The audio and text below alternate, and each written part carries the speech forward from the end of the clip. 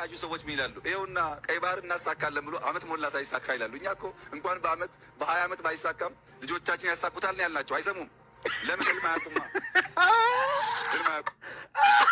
ቆይ የማይሰሙ አሉ።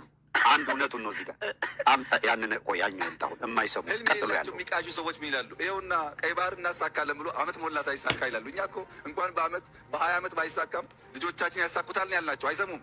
ለምን ህልም አያውቁማ? ኦኬ በቃ ከህልም ያልነቁትን ሰዎች እናምጣቸው። አልሰሙም። አሁን ወደ ቀይ ባህር እየሄድን ነው፣ ቀይ ባህር ጋር ልንደርስ ነው እያሉ ያሉ አሉ የእሱ ባለስልጣናት። ቆይ እንስማቸው። አይሰሙም ያላቸውን ሰዎች። ግድባችን ታላቁ የኢትዮጵያ ህዳሴ ግድብ ሊጠናቀቅ ጥቂት ቀናቶች ናቸው የሚቀሩት። የቀይ ባህር ጉዟችንም ከግማሽ መንገድ በላይ ተራምዷል። እየሰራን ነው። ወደ ባህር ለመውጣት በሆነ መንገድ ለመውጣት እየሰራን ነው። እውነት ባህር ኃይል አቋቁመናል።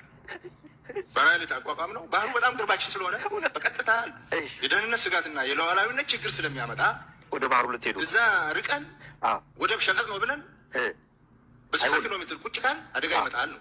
ልክ ሂዱ፣ ወደ ባህሩ እስቲ ሂዱ። ጠጋ አደጋ ይመጣል። ጠጋ በል። የቀን ጉዳይ ነው እንጂ አደጋ ይመጣል እኮ ሂዱዋ ብለን እሺ፣ እንዳዲስ ይተባበሩናል። አብረን እንሰራለን ብለን ግን ያኔ ለውጥ እንደመጣ የኤርትራም ነገር ስለተሻሻለ ከእነሱ ጋርም አብረን እንሰራለን ብለን ባህር ኃይል አቋቁመናል። ከተቋቋሙ በኋላ ላሻለ ኢሳያስ ባህር ኃይል አቋቋም ነው። እዛ ለመግባት ነው። ውሃው ዝልገቡ ፕላትፎርም ነው የምንገባው። ወደፊት የሚታይ ይሆናል። ዳይቭ ነው የምትገቡት። ዳይቭ ነው የሚገቡት። ግድ የለም አሁን ተጠግተናል። ሰውዬው ከ20 አመት በኋላ ነው ልጆቻችን ያሳኩታል ምናምን ብለን ነው እኛ ህልም ነው። እነሱ ገና አሁን ለገሰት ሁሉ ተጠግተናል ግማሽ መንገድ። ይሄ ደግሞ በምን አይነት መንገድ እንደምንገባ አጣቁም እንጂ እንገባለን። እስቲ እንዴት አድርገን አሁን እነዚህን ባለስልጣናት እንዴት አድርገን እናስማማ? አሁን በምን እንደሚገቡ አልነገሩንም። ዳይቭ እየገቡ ማን ያወጣቸዋል? ቬስት ካልለበሱ ምናምን። እኛ ሰራዊት ለዓለም አቀፍ ተልእኮ በጣም ተመራጭ ይታወቃል። ዩናይትድ ኔሽንም ያውቃል። በጣም ተመራጭ